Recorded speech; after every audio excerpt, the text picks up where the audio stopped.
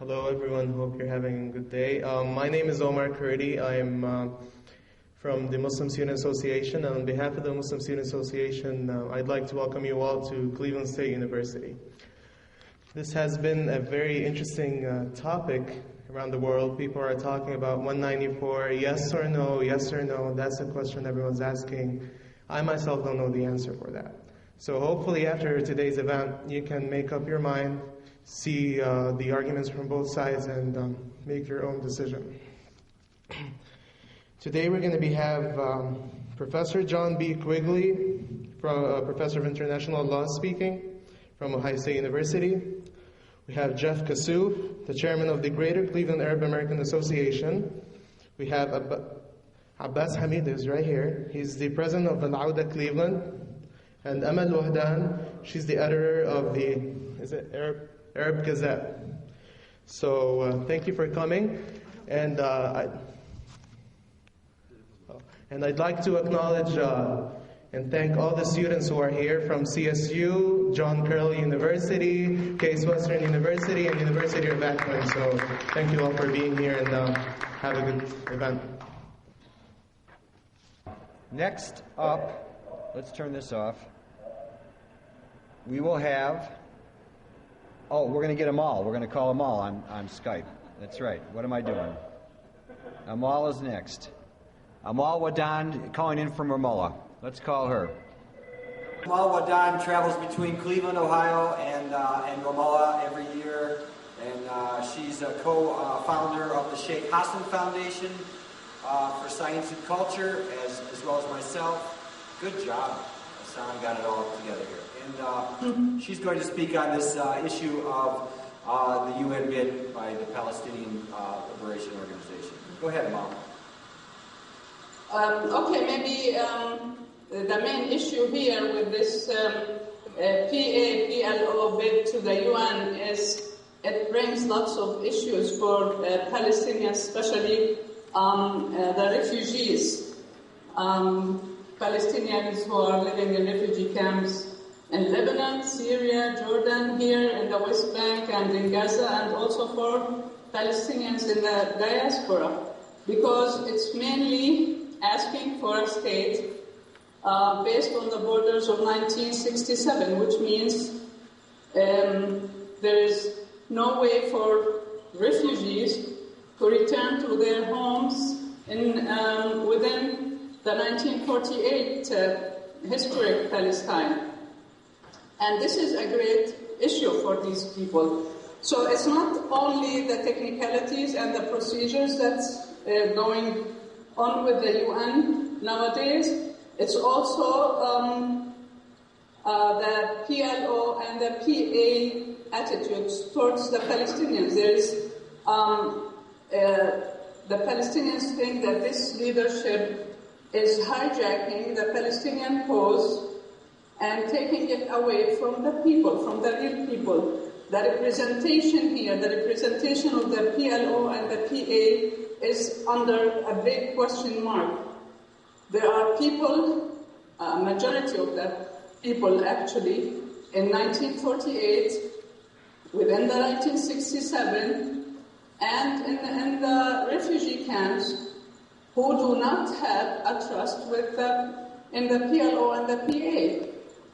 They don't think that this leadership actually represents their aspirations and respects their national attitudes and national opinions on big issues like the right of return, the right of the refugees to return to their homes within the 1948 occupied Palestine, which is a big issue. Again here, the question is not the procedures, the question is not the technicalities, the question is the people were not consulted at all. There is no Palestinian who knows exactly what's on in this bid that's going to be presented to the UN, if it finds its way to the UN anyway, because there are leaks from the news today that the U.S. administration is putting all its weight and efforts to bring together the Palestinians and the Israelis. In New York, just before they head towards Friday's GA and UN Security Council, before the General Assembly of the UN. So there is actually a fear that's going on here that this step, this action is going to blow, or it's another step towards more and more concessions on the ground. On the ground, since the Oslo Agreement, that's 18 years old, we have not seen any development on the ground. The Israelis are still going on with their actions, with their measurements on the ground. Settlements are going on. Confiscations of land is going on. The building of this apartheid wall is going on. The whole peace, the whole dilemma, or the whole illusion of the peace process is frozen. Even the PA at several times had mentioned that these accords, these peace accords, are dead. And it seems like during this bid, this P.L.O. bid to the UN, they're trying to build more illusions in the minds of the people, pretending that this will give us something. On the ground, it's not going to give us anything. Even though, let's suppose that the UN Security Council, which is unlikely, of course, is going to give us a state, a Palestinian state. If the Israeli side doesn't, on the ground, doesn't approve this, this means that we're back to square one. We're not going ahead anywhere. So there are more than one problem here. First of all, the people do not trust the UN as an international umbrella. They think that they believe, and they have all the rights to believe, that the UN had failed them years and years, one resolution after another. Since the resolution 194, which the resolution of the right of return, nothing has been implemented by the UN.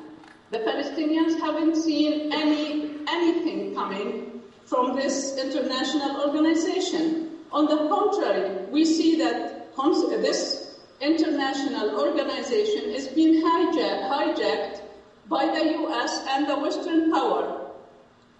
Every time they want to pass something in the US Security Council, they can do so. Remember Iraq, what happened in Iraq? Under false pretexts, they launched a war against Iraq. And we can see that there are over 1 million people who have lost their lives as a result of this war. And look at Libya now. Libya is under war again for the past 5 months because of the same actions by the superpowers, by the Western powers. So the people here in Palestine, within 1948, 67, the refugees in Syria, Lebanon, Jordan, they do not trust this organization. So I don't think that this parade that's going on in the UN is going to accomplish anything for us. On the contrary, we can see on the ground now that the settlers, the Zionist settlers, are set free to do whatever they want in the West Bank. Just less than half a mile from where I live right now, half a mile away, there are settlers who are attempting to enter Al-Bira and Ramallah. They have been doing so for the past week. In every city, there are militias from these Zionist settlers who are fully armed, and they are set free to harass and jeopardize the lives of Palestinians everywhere. The mosques has been attacked by these settlers. There are graffitis that have been drawn on the walls of several mosques and schools. Cars have been burned also at the same time. So we do not trust or believe that this step in the UN is going to accomplish anything for us. And of course, we know that the US is against it. The US is against it because it's outside their scenario. It's a little bit diverted from their scenario. The scenario that is planned by the US is to go on with these negotiations for another 20 years. 20 years of Oslo Accords hasn't accomplished anything, since Madrid, up until now. It didn't accomplish anything. Well, the US administration is not going to lose anything with another 20 years of continuous negotiations.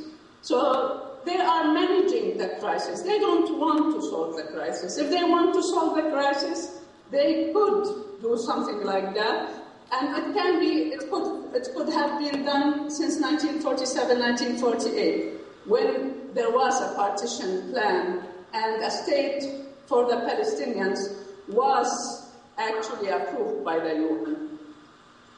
So there are so many groups here, so many movements here that are sitting marches against this step and that are not approving this act by the P.L.O, P.A, and they are demanding a comprehensive reform within the P.L.O status, within the P.L.O several organizations and committees, and until this is solved, nothing is going to be accomplished. Okay, good. Amal, thank you. We have some time for questions. Thank you very much. Can you hear them cheering? Thank you. We had some difficulties with the Skype earlier with the professor, but it's working very well now. Ramallah comes in better than Columbus. Kim, in fact, come up here so she can see you, if you don't mind. Kim Hill has a question. Hi, Ramallah.